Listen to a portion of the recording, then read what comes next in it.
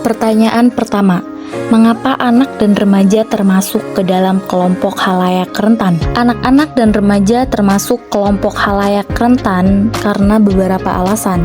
Yang pertama ada perkembangan fisik dan mental. Masa pertumbuhan anak atau remaja ini membuat mereka rentan terhadap perubahan emosi, tekanan, dan pengaruh lingkungan. Yang kedua ada kurangnya pengalaman. Mereka belum memiliki pengalaman hidup yang cukup untuk menghadapi berbagai situasi, sehingga lebih mudah terpengaruh oleh orang lain atau situasi sulit. Yang ketiga, ketergantungan. Mereka seringkali bergantung pada orang dewasa untuk memenuhi kebutuhan mereka, baik fisik maupun emosional. Yang keempat, tekanan sosial. Tekanan untuk berprestasi, tuntutan teman sebaya, dan ekspektasi orang tua dapat menimbulkan stres dan kecemasan. Itulah alasan yang membuat anak atau remaja termasuk dalam golongan khalayak rentan. Pertanyaan kedua, perbandingkan antara media konvensional dan media digital. Nah, sini dapat dilihat ya, media konvensional itu adalah media komunikasi massa yang digunakan untuk menyampaikan pesan kepada khalayak luas dalam waktu dan wilayah yang relatif singkat. Media konvensional terbagi menjadi dua, yaitu media elektronik dan media cetak. Media elektronik contohnya itu seperti televisi, radio, terus apalagi dan lain-lain lah ya. Dan yang kedua ada media cetak seperti koran, majalah, tabloid, CD, DVD. Sedangkan media digital adalah media yang berisi kombinasi teks, data suara, dan gambar yang disimpan dalam format digital dan disebarluaskan melalui jaringan internet. Secara umum, media konvensional dan media digital memiliki beberapa perbedaan. Di antaranya, yang pertama adalah bentuk. Media konvensional bersifat konkret dan dapat dipegang, sedangkan media digital itu tidak terwujud. Kedua ada format. Media konvensional biasanya menggunakan format berbasis tinta dan kertas, sedangkan media digital disimpan dalam format digital tertentu. Tiga ada kredibilitas. Informasi yang disampaikan media konvensional dapat dipertanggungjawabkan, sedangkan kredibilitas media digital masih rendah.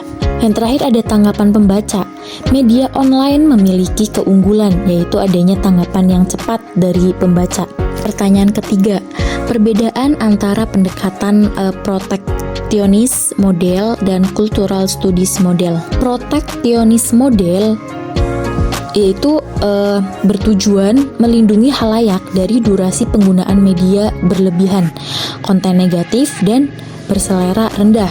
Model ini diterapkan pada khalayak dengan tingkat pendidikan dan pengetahuan terbatas. Khalayak diberi kemampuan untuk membatasi durasi dan konten media yang diakses. Pemangku kepentingan diberi wewenang untuk menentukan kebijakan tersebut. Bentuk dari protektionis model itu pengaturan jadwal bermedia, klasifikasi tontonan, dan sejenisnya. Sedangkan cultural studies model ini mengajak khalayak untuk menganalisis dan mengkritisi media. Khalayak diberi pengetahuan mengenai pengaruh mikro atau konten dan makro atau lingkungan media. Khalayak dapat memilih dan memilah konten, bersikap kritis, dan bahkan mengajukan perubahan sosial.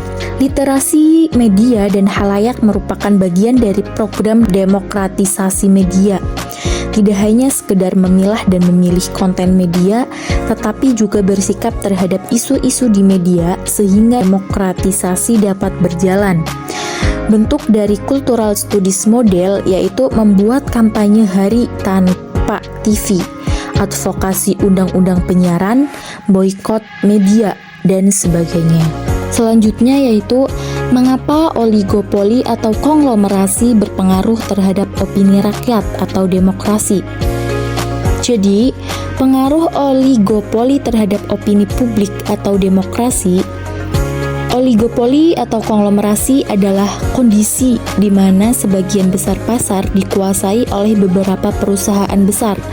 Kondisi ini memiliki implikasi yang signifikan terhadap pembentukan opini publik dan praktik demokrasi.